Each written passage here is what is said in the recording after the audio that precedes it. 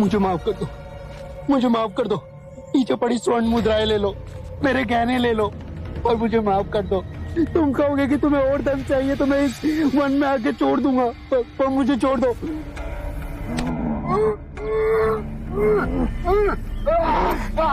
मुझ पे रहम करो, मुझ पे रहम करो, रहम करो मुझ पे। नहीं नहीं, मुझ पे रहम करो, रहम करो मुझ पे। मुझे धन नहीं चाहिए, मुझे 100 कटी हुई उंगलियां की माला चाहिए। नहीं नहीं, जिस दिन मेरे इस माला में 100 उंगलियां हो जाएगी उस दिन मुझे सिद्धि प्राप्त होगी।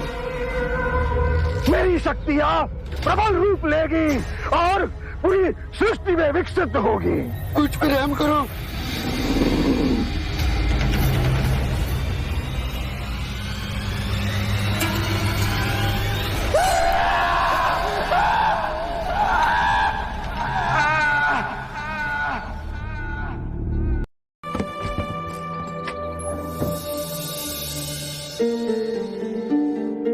अंदर आइए।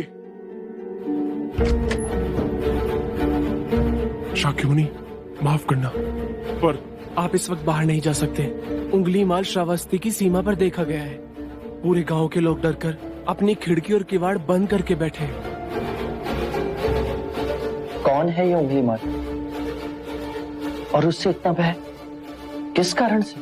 उंगली माल एक राक्षस है। उसे जो भी मानुष मिलता है, बच्चा, वृद्ध, स्त्री या सन्यासी, वो किसी को भी जीवित नहीं छोड़ता। महाराज प्रसन्नजीत के सिपाही भी उससे डरते हैं, वो भी उसे ना पकड़ पाए।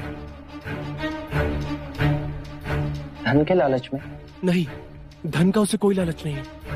वो जब भी किसी प्राणी पर वार करता है, उसकी उंगली काटकर अपने गले की माला बनाता है, इसीलिए उसका नाम उंगली माल पड़ गया। और ये भी सुना है कि 100 उंगली की माला बनाकर जब वो अपने गले में बांधेगा, उसकी विनाशक शक्तियां बढ़ जाएंगी। आभार आपका, आपने मुझे उसके बारे में बताया। मुनि जी, आप बाहर न जाएं, वो आप पर भी वार कर सकता है। भय से अपनी राह छोड़ दूं, ऐसा मैंने कभी नहीं किया। मुझे भिक्षा मांगते देख जन जन के हृदय में उंगलीमाल का भय कम होगा।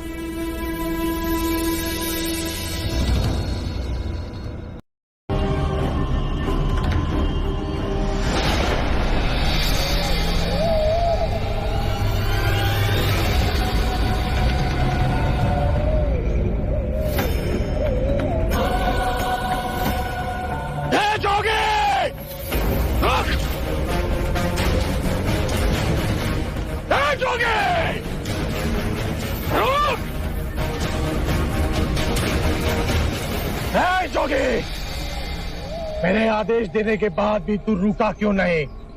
मैं तो बहुत पहले ही रुक चुका हूं, तुम ही नहीं रुके। मुझे मुझसे भय नहीं लग रहा। मैं आदि मानव हूं। नहीं, तुम मानव हो। जोगी, तूने कहा कि तू कब का रुक चुका है, और तू तो चल ही रहा था, और तूने ये क्यों कहा कि मैं नहीं रुका? मैं बहुत पहले ही रुक गया। ऐसे सारे बुरे कृत्य छोड़ दिए जिससे किसी भी प्राणी को दुख या कष्ट पहुंचे। मैंने जीवन की सुरक्षा करना सीखा। सब जीना चाहते हैं, बस तुम उन्हें करुणा से देखो तो। मैं सबकी हत्या करूंगा। मानव में न प्रेम है न करुणा है, सिर्फ छल और कपट है। तुम्हें लोगों ने बहुत दुख दिया है उंगलीमाल। क्रूरता व्यक्ति अज्ञान के कारण ही करता है। घृणा, द्वेष, ईर्ष्या, मोह, माया, ये सब अज्ञान की ही संतान है। और वो व्यक्ति ही है जिसमें दया, करुणा, सद्भाव और समझ का उदय भी होता है। उंगलीमाल, यदि इस जीवन में क्रूर और निष्ठुर लोग हैं तो दयावान भी हैं। बस अपनी आंखों से ये अंधेपन का पर्दा हटा के देखो। तुम और व्यक्ति जैसे नहीं हो। मैं हर व्यक्ति जैसा ही हूँ, बस जागृत हो ये सिद्ध कर रहा हूं कि हर व्यक्ति में जागने की क्षमता है। मेरा मार्ग क्रूरता को निर्मलता में परिवर्तित करता है। तुम घृणा के पथ पर बस इस क्षण रुक जाओ। तुम भी दया और करुणा के पथ पे चल सकते हो अंगुलीमाल। तुम वही हो जिन्हें लोग बुद्धा कहते हैं, जो लोगों को मुक्ति के मार्ग पर चलना सिखाता। मैं बहुत दूर निकल चुका हूं। मैंने बहुत हत्याएं की है। अब मेरे लिए रुकना असंभव है। असंभव कुछ नहीं। जब आंखें खुले तभी सवेरा। मैं पुनः जीवन की ओर नहीं मुड़ सकता। बहुत देर हो चुकी। तुम में इतनी चेतना है कि जो तुमने किया था वो बुरा था। इसका अर्थ है कि तुम में इतनी समझ है कि क्या बुरा है और क्या अच्छा है। अंगुलीमाल, जिस दिन से तुमने अच्छा कार्य शुरू किया उस दिन से तुम्हारा नया जीवन शुरू हो जाएगा। मैं कितने भी अच्छे कार्य करूं, लोग मुझे उसी दृष्टिकोण से देखेंगे और मुझे चैन से जीने नहीं देंगे। यदि तुमने हिंसा का मार्ग छोड़ा तो मैं तुम्हें मार्ग दिखलाऊंगा। तुम्हारा संरक्षण करूंगा। तुम्हें लोगों की घृणा से बचाऊंगा। बस पहला पग तुम्हें ही उठाना है। ये हो सकता है? अवश्य हो सकता है। तुम में असामान्य बुद्धि है अंगुलीमाल। तुम आत्मज्ञान के पथ पे बहुत आगे जाओगे।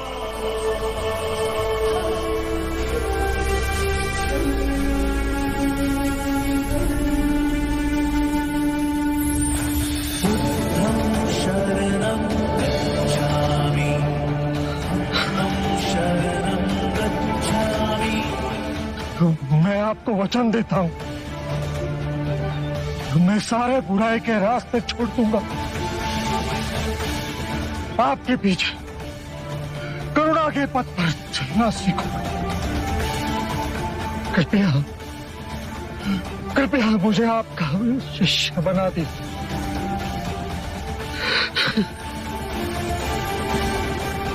मैं शिष्य नहीं बनाता। व्यक्ति स्वयं संग से जुड़ता है।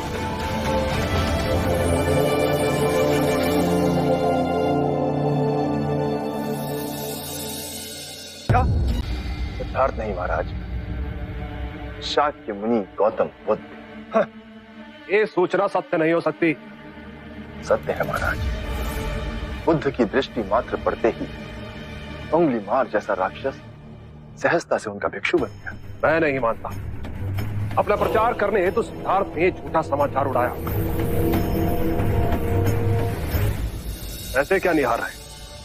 क्षमा करें महाराज, सिद्धार्थ तो बुद्ध बन गए, पर आप अब भी उनके विरुद्ध मन में गड़ी फांस ना निकाल सके। आप जब वो सिद्धार्थ थे तब भी अनूठे ही थे महाराज। हम तो उनके परम शत्रु थे, तब भी उन्होंने 2 बार हमें जीवन दान दिया। बस एक भक्षक को रक्षक बना दिया। उसमें आश्चर्य की कोई बात नहीं है महाराज। हमारे जीते जी एक व्यक्ति का इतना बड़ा रूपांतरण हुआ है। वो तत्व से बुद्ध बन गया। ये चमत्कार ही तो है महाराज। अंगुलीमाल का ये हृदय परिवर्तन जब तक हम स्वयं न देखें विश्वास न होगा। सांप स्वरूप धर ले फिर भी वो डसता अवश्य है।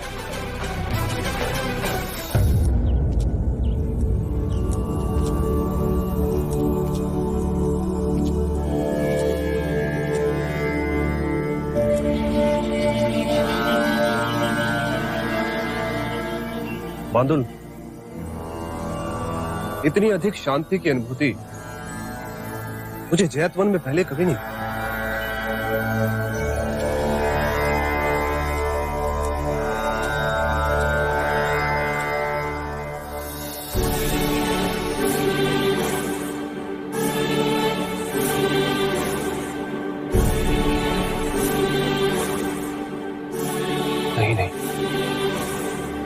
ये सिद्धार्थ नहीं,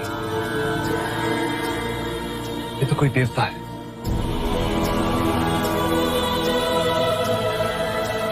जिस प्रकार एक सर्प अपनी पुरानी केंचुली को छोड़ नई केंचुली धारण करता है, उसी प्रकार मनुष्य को भी अपने पुराने रूप को कई बार छोड़ नया रूप धारण करना पड़ता है।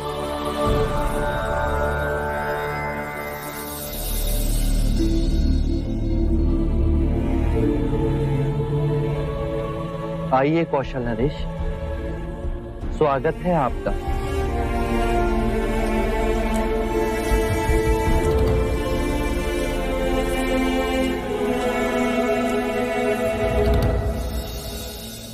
हम आपसे एक बात की पुष्टि करने आए। क्या आपने उस नरसंहारी राक्षस अंगुलीमाल को दीक्षा दे अपना भिक्षु बना लिया? हाँ, और अब वो मुक्ति के मार्ग पर चल पड़ा है। आप उचित समय पर आए हैं। और अंगुलीमाल? उसकी चर्चा हम बाद में करेंगे। पहले आप हमारे प्रिय भिक्षु की देशना सुन लीजिए। आओ अहिंसक।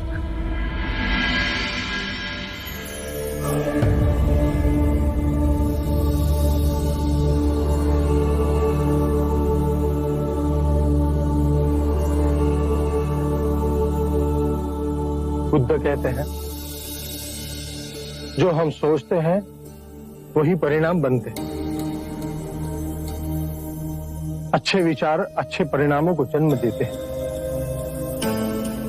बुरे विचार बुरे परिणामों को।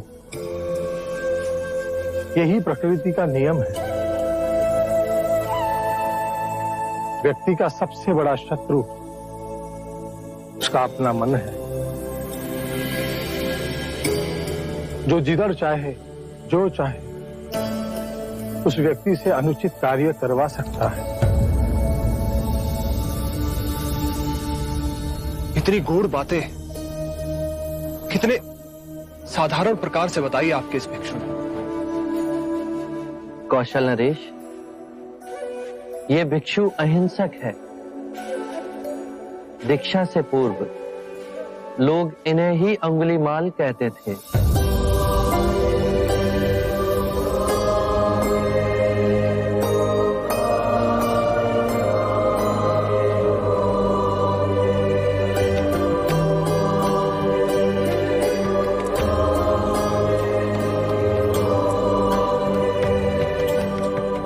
हमने आज तक सुना था कि एक हत्यारा साधु बन सकता है,